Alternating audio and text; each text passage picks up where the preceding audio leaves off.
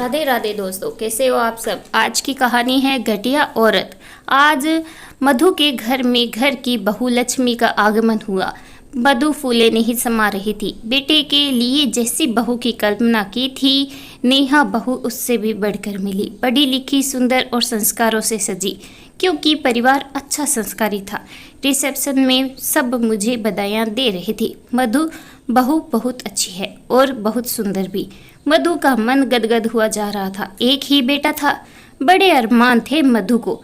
हर समय सोचती रहती थी, खूब अच्छे से रखूंगी आप अपने बहू को। बहू नहीं, मैं तो बेटी बनाकर रखूंगी। और कौन है घर में, खूब हंसी खुशी जीवन बीतेगा। मधु ने अपनी सास की बहुत तकलीफें बर्दाश्त की थी। पहले ऐसा होता भी था, कहीं की बहुएं होती थी, एक से झगड़ा हुआ तो दूसरे के पास चली गई, और सासों का रुतबा भी खूब होता था। पति महोदय भी कुछ नहीं बोल सकते थे अपनी माँ के आगे। लेकिन मधु ने सोच रखा था कि मैं अपनी बहू को परेशान नहीं करूँगी। मेरी सास ने तो मुझे बहुत परेशान किया। मधु ने बहू के आते ही उससे कहा, मेरी सास ने तो बहुत परेशान किया था मुझे, लेकिन हम दोनों सास बहुएं खूब हंसी खुशी रहेंगी।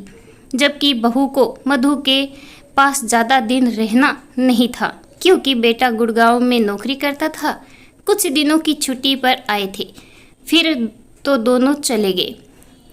लेकिन ये क्या, मधु के मन का तो कुछ भी नहीं हुआ। एक हफ्ते बाद बेटे और बहू चले गए, लेकिन यहाँ से चले जाने के बाद बहू का कोई फ़ोन वगैरह नहीं आता था, और जब मधु फ़ोन करती तो फ़ोन उठाती नहीं।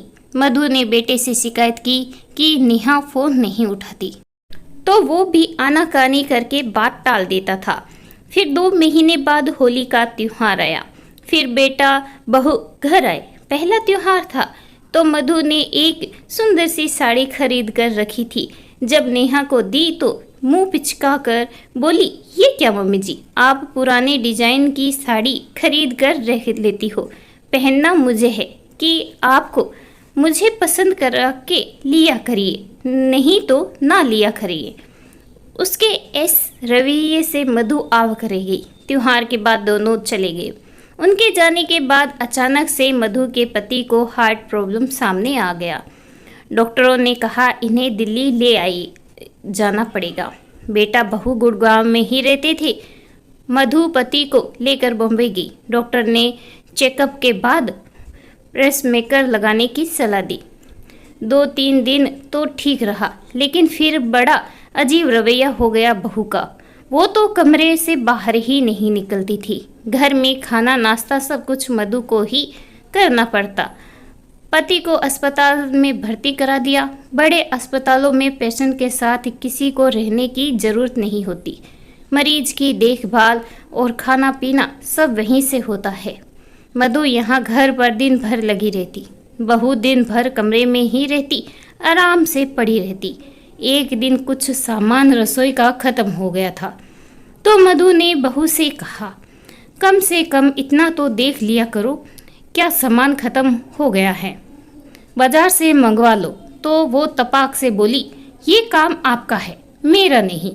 मैंने सोचा, क्या मैं इस घर की नौकरानी बनने आई हूँ? जब से आई हूँ एक कप चाय भी बनाकर नहीं दी। धीरे धीरे मधु के सपने टूटने लगे।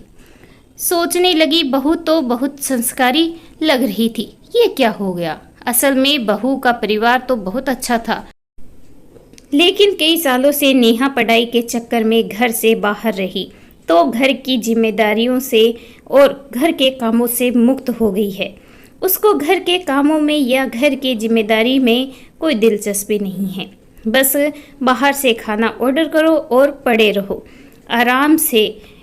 फिलहाल ऑपरेशन करा के मधु पति के साथ वापस घर आ गई।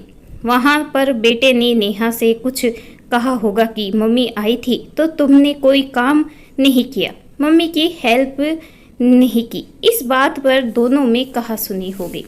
दूसरे दिन बहू ने मधु के मोबाइल पर मैसेज किया, बहुत घटिया औरत हैं आप। बेटे के कान भर गई, मेरे खिलाफ मेरा घर तोड़ने आई थी आप।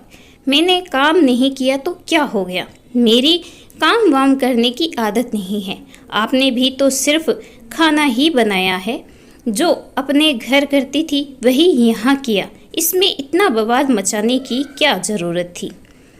मधु पर तो जैसे घड़ों पानी गिर गया हो, जबकि उसने बेटे से कुछ नहीं कहा था। ऑपरेशन के बाद छुट्टी हो जाए तो मैं अपने घर चली जाऊं, यही सोचकर मधु चुपचाप वहां से चली गई थी, लड़ाई झगड़े से बचने की खातिर।